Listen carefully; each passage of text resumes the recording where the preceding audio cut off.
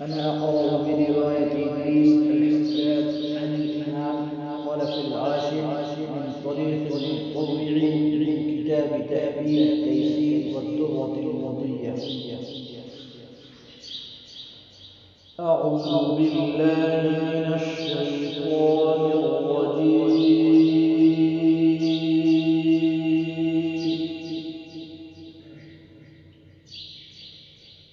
بسم الله الرحمن الرحيم.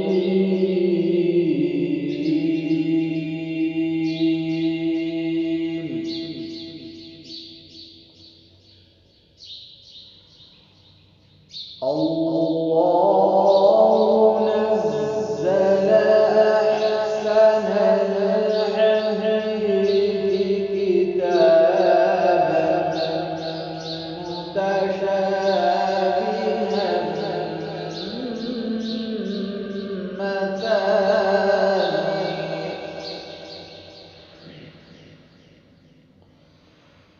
تقشعر منه جلود الذين يخشون ربهم ثم تلين جلودهم وقلوبهم إلى ذكر الله.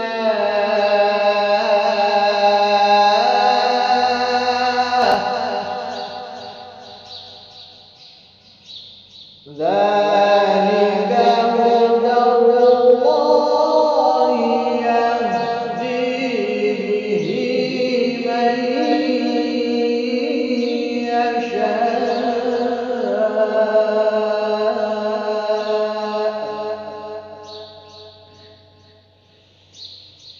ومن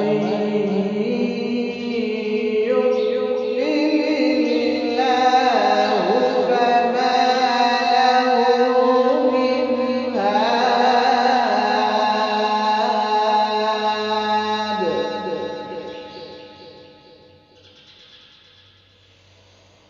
أفمن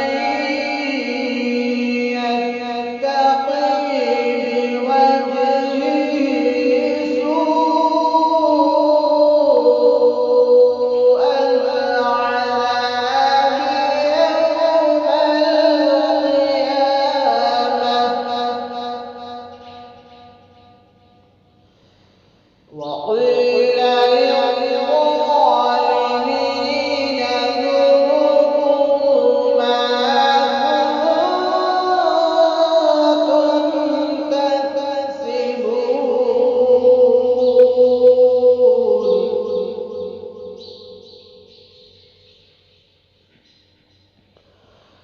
كذب الذين من قبلهم فأتيهم العذاب من حيث لا يشعرون.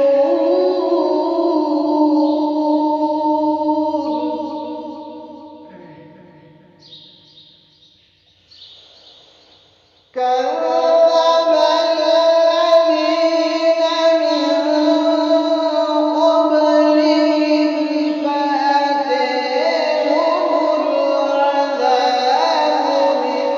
حيث لا يشعرون.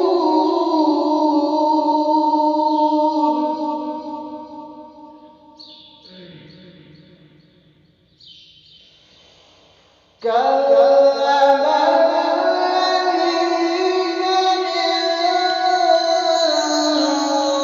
قبلهم فأتيهم العذاب من حيث لا يشعرون.